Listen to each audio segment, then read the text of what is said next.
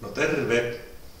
No niin, mulla tuli päivitettyä tämmönen kunnon kompura tänne talliin ja tehdäänpä tällä videolla tämmönen ostosten esittelyvideo.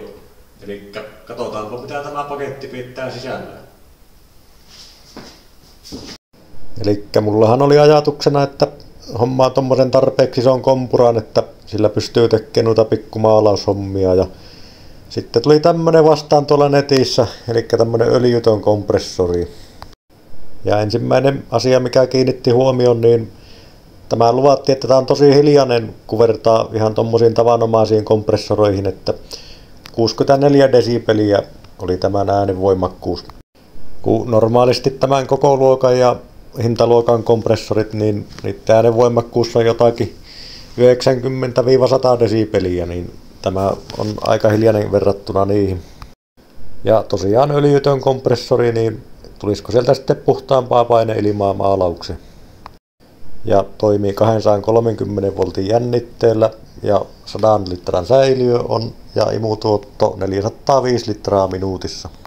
Ja minä ostin tämän talon.comista ja se oli viime vuoden lopulla niin tarjouksessa 490 plus postikulut. Nyt siinä on näköjään hinta vähän pompsahtanut.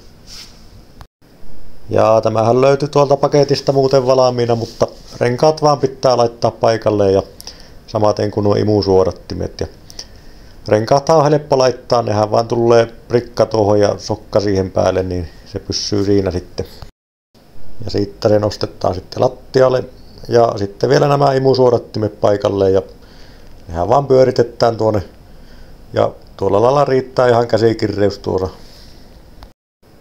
Ja sitten vielä tommonen yleiskatsaus, niin siinähän on virtanappi ja tuossa on painekytkin tuossa virtanapin yhteydessä, mikä sen sammuttaa kun tulee tarpeeksi painetta. Ja täällä toisella päällä on sitten paine- niin mistä saapi vähän vähemmän painetta sitten linjaa jos haluaa. Ja sitten tuossa on 3 moottoria, siinä näkyy magneettiventtiilit ja 3 moottorilla ja jokaisessa moottorissa on 2 mäntää, eli tässä on niinku 6 mäntää yhteensä.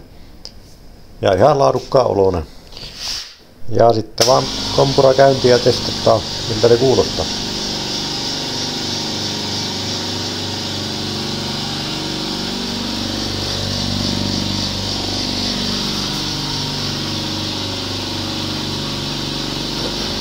Tää on kyllä oikeasti aivan tosi hiljainen, että vähän niin kuin olisi joku pyykinpesukone päällä, niin semmoista hurinaa piettää, että kun verrataan normaaliin kompressoriin, kun verrataan tommoseen perinteiseen kompressoriin, niin oikeinkin hiljainen, että positiivinen yllätys. Oho.